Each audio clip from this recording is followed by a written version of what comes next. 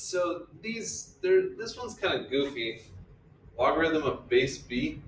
So this one should be obvious.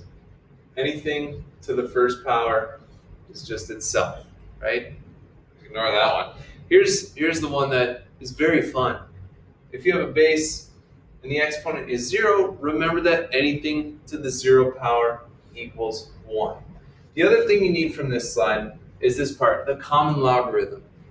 Just like x means 1x, and it really means 1x to the 0, right? There's all this stuff that we can understand without it being written there. Same thing with logarithms. If you had log 100 and there's nothing written down here, there's no base, there's an invisible 10 down there.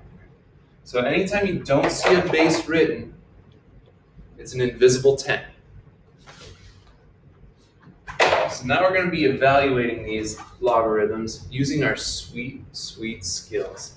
So log 1,000, really it looks like this. We're looking for the exponent. So we're going to set this up kind of as an equation.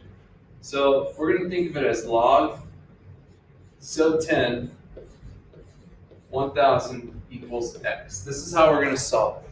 And we're going to put this then in exponential form, which would say 10 to the x power equals 1,000. 10 to the x power equals 1,000. And we're going to solve that. So 10 to the first is 10. 10 to the second is 100. 10 to the third gives us 1,000. So we get x equals 3. Another way you can do those is get them into the same base. So you could say 10 to the x equals 1,000 is 10 to the third. And then once you get the same bases, 10 and 10, you can set the exponents equal to each other. So x equals 3. You can get it that way as well.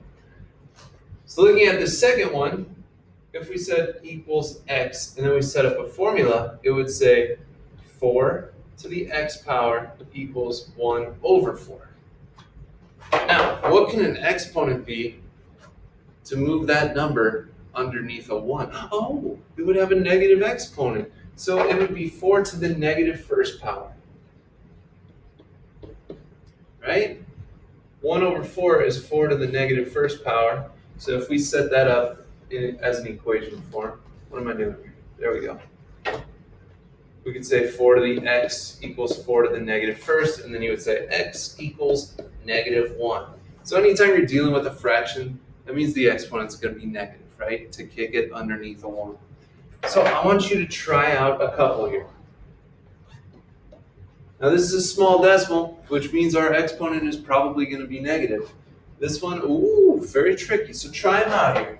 So we'll say 10 to the x power equals 0.00001. So 25 to the x power equals 0.04. All right. Well, maybe you didn't try these, and that's okay because these are both pretty tough. So we have 1, 2, 3, 4 zeros here between the 1 and the decimal spot. So that would be 10 to the negative fifth.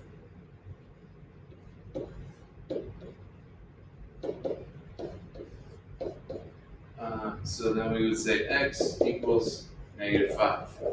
Now over here, 0.04, this is like 4 1/100ths, which if we reduce that becomes 1 over 25.